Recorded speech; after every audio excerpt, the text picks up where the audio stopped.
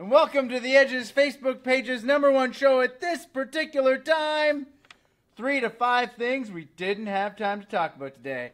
Hello, I'm your host, Fred Kennedy, and I'd like to thank our marvelous sponsors, Corey's Clothiers at 569 Danforth Avenue. Go in now. All the new fall clothing is coming in, and I will say this.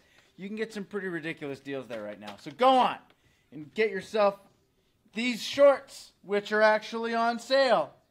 And this shirt. So there you go. Corey's Clothiers, 569 Danforth Avenue.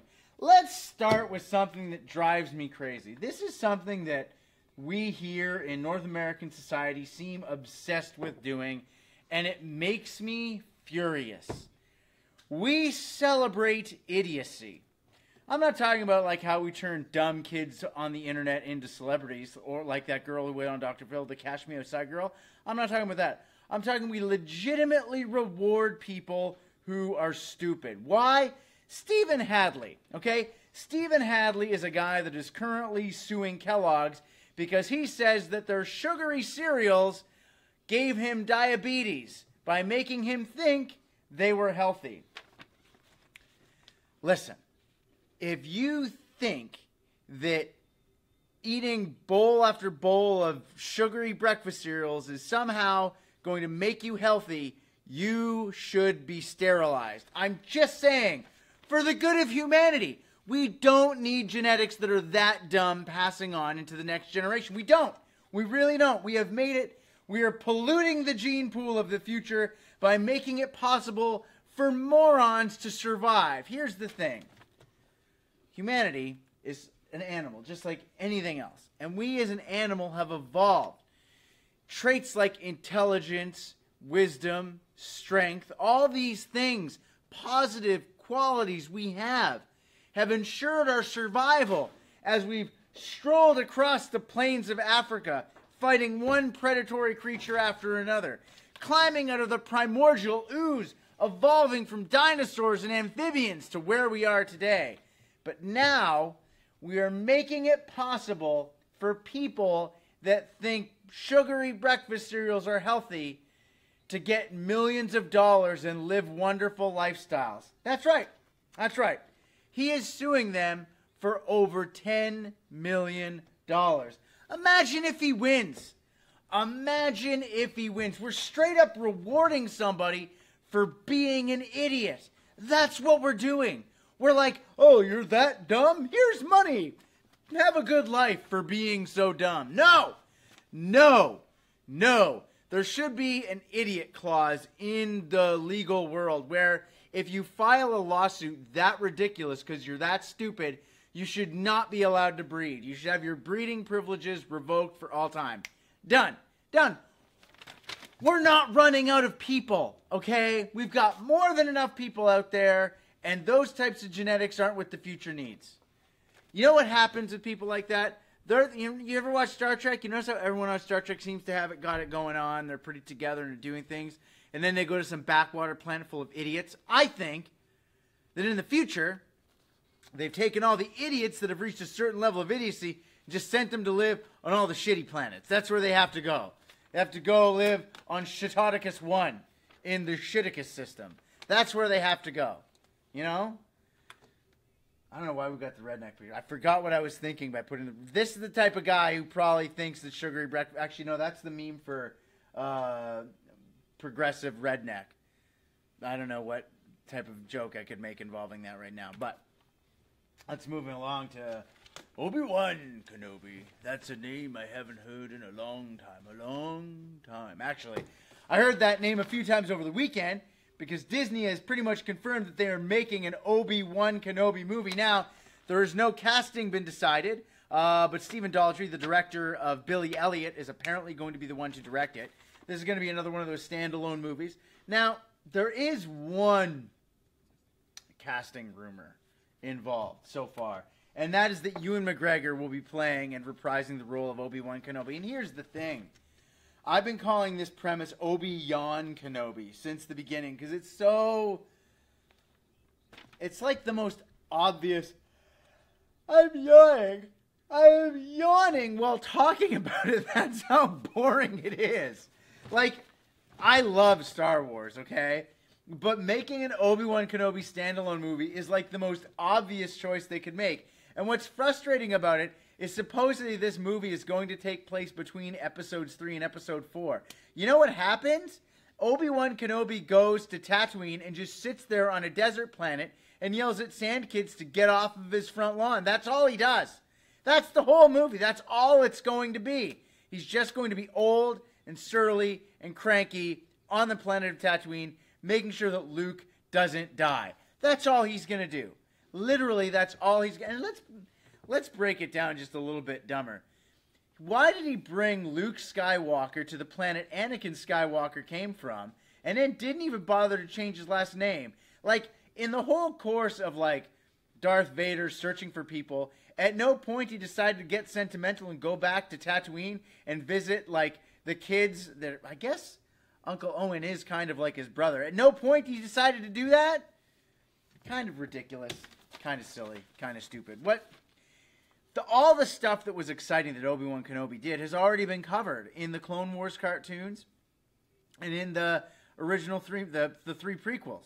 I mean, there's the stuff that happened before that, especially the stuff between happening episode 1 and episode 2. That would be pretty cool when, like, Obi-Wan Kenobi is sort of, like, becoming a Jedi. Well, he's a Jedi Knight, but he's sort of making his name for himself.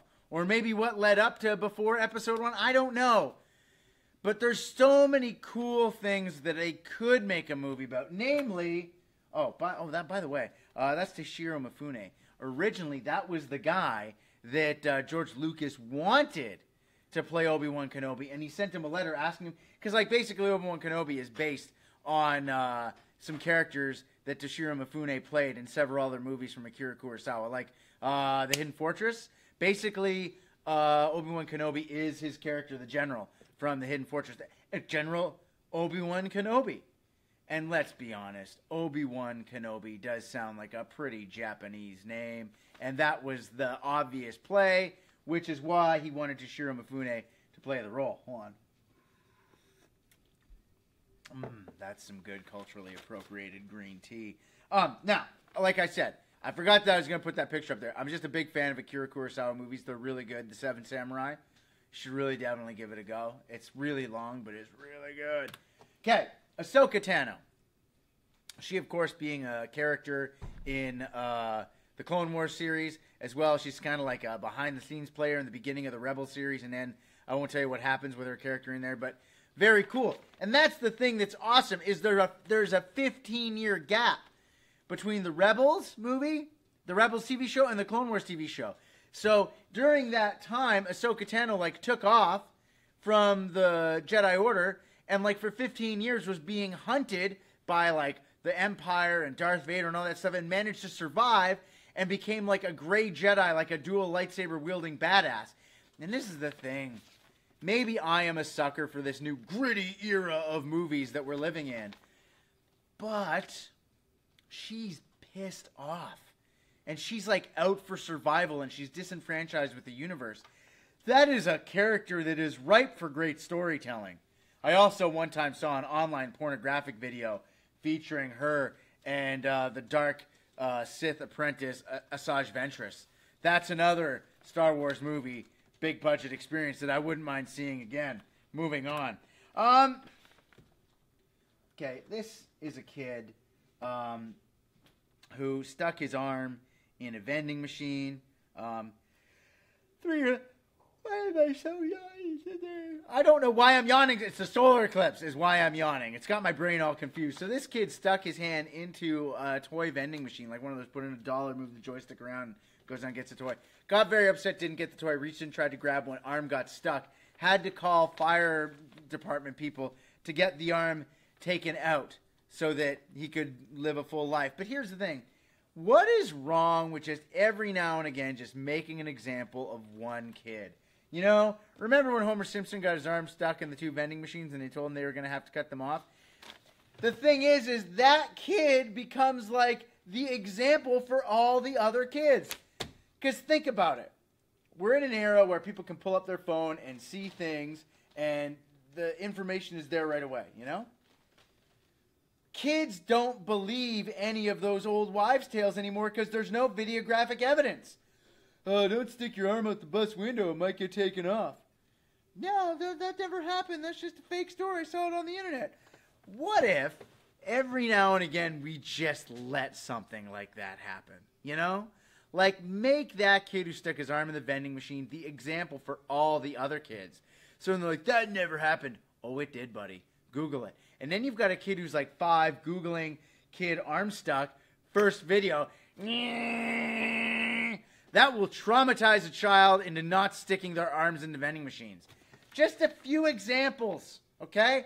I don't want the kid to die. I mean, there's lots of people who have had their arms amputated and have lived wonderfully full and complete lives. And all the other kids around are just not going to have to do that anymore. They're like, no, man, did you see the video of the kid getting his arm cut off when he stuck it in the vending machine? I'm not doing that anymore. Like, no stuffed bear is worth that. No stuffed bear is worth losing your arm over. Unless that stuffed bear is full of diamonds, in which case you could buy a robot arm that can shoot laser beams. Buddy, get this. We are living in an era where there is a company in the UK willing to pay you $50,000 a year to JO. That's literally all you gotta do. Now, the catch is, great picture, the audition couch. You could be living in like an adult film environment without actually being an adult film star making up to $5,000 a day.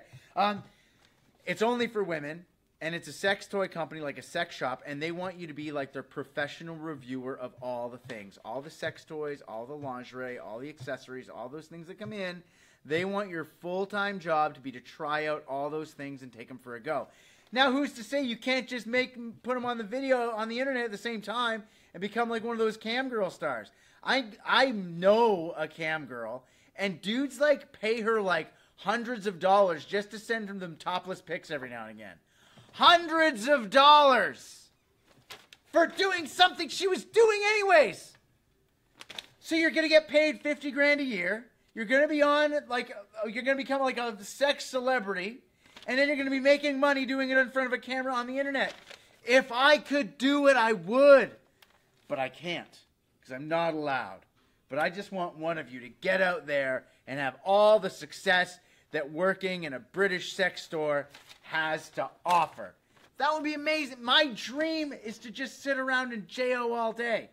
That is my dream. But I don't get to live the dream. I have children. So I want you to go out there and live the dream. Speaking of living the dream, this is the Middle Thoroughfare Bridge in New Jersey.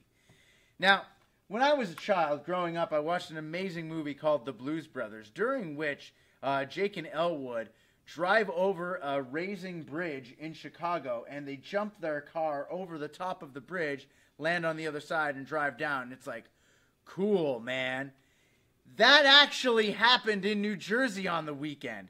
The Nathis family was going for a nice Sunday drive when the bridge they were on started to go up. Now, how did this happen?